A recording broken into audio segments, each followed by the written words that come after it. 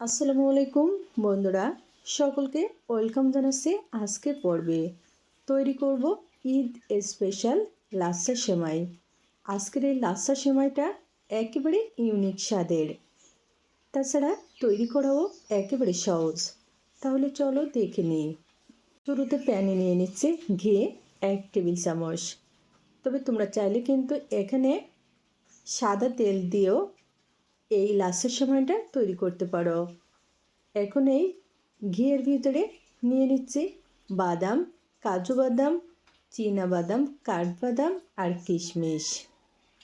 একেবারে লো আছে 1.5 থেকে 2 মিনিট ভেজে নিব।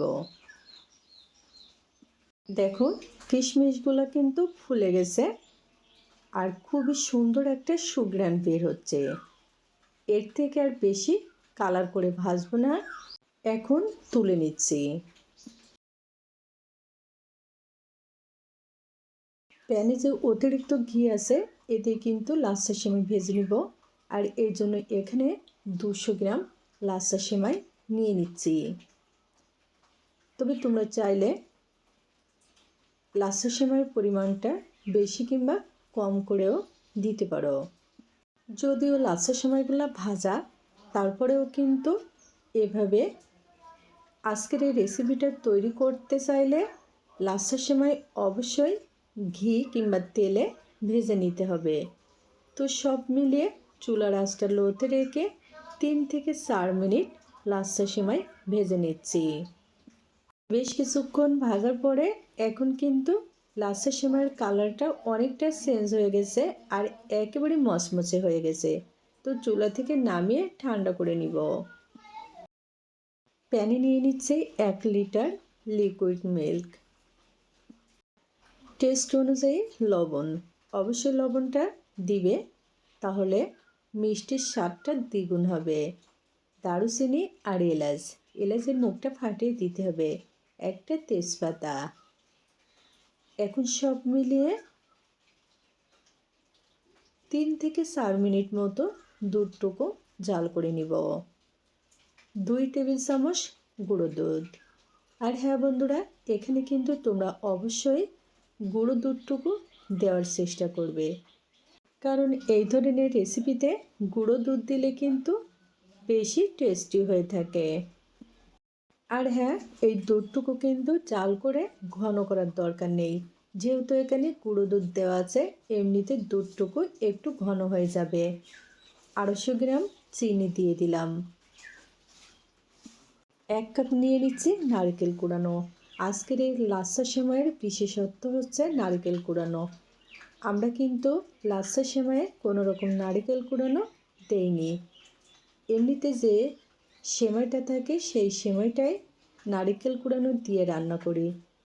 তো আজকে আমি একেবারে ভিন্ন স্বাদে লাচ্ছা সেমাইয়ের রেসিপিটা তোমাদের সাথে শেয়ার করছি। অবশ্যই যদি রেসিপিটা দেখে ভালো লাগে তাহলে ঈদে একবার হলেও তৈরি করে দেখো। পরিবারের ছোট বড় সবাই খুবই পছন্দ করবে।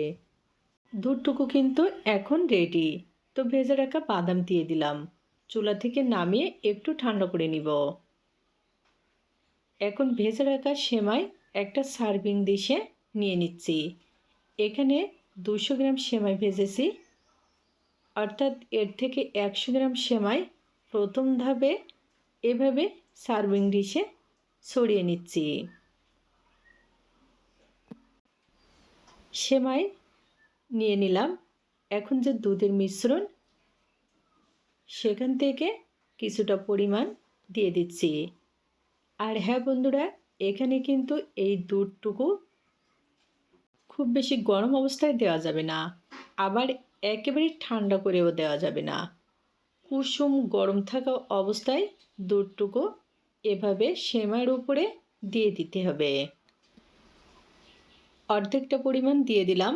এখন বাকি সেমাইয়ের অর্ধেক এই দুধের মিশ্রণের উপরে আবারও এরকম ছড়িয়ে দিয়ে দিচ্ছি। বন্ধুরা, আজকের সেমাইটা কিন্তু অসাধারণ মজার একটা ডেজার্ট রেসিপি হবে। বাকি যে দুধটুকু আছে সেটুকু এখন উপরে দিয়ে দিচ্ছি। আর হ্যাঁ, তোমরা যদি গরম অবস্থায় এই দুধটুকু দিয়ে থাকো তাহলে সেমাইটা একেবারে নরম হয়ে যাবে, সেক্ষেত্রে খেতে ভালো লাগবে না। এখন উপর থেকে বাদাম কিশমিশ ছড়িয়ে দিচ্ছি। বেশ রেডি হয়ে গেল আজকের মজার লাচ্ছা সেমাইয়ের ডেজার্ট রেসিপি। তো চাইলে কিন্তু তোমরা ঈদে বা যে কোনো উৎসব অনুষ্ঠানে এই রেসিপিটা তৈরি করে নিতে পারো। তো আজকে আর নয়, অন্য কোনো দিন দেখা হবে মজার কোনো রেসিপি নিয়ে। খোদা হাফেজ।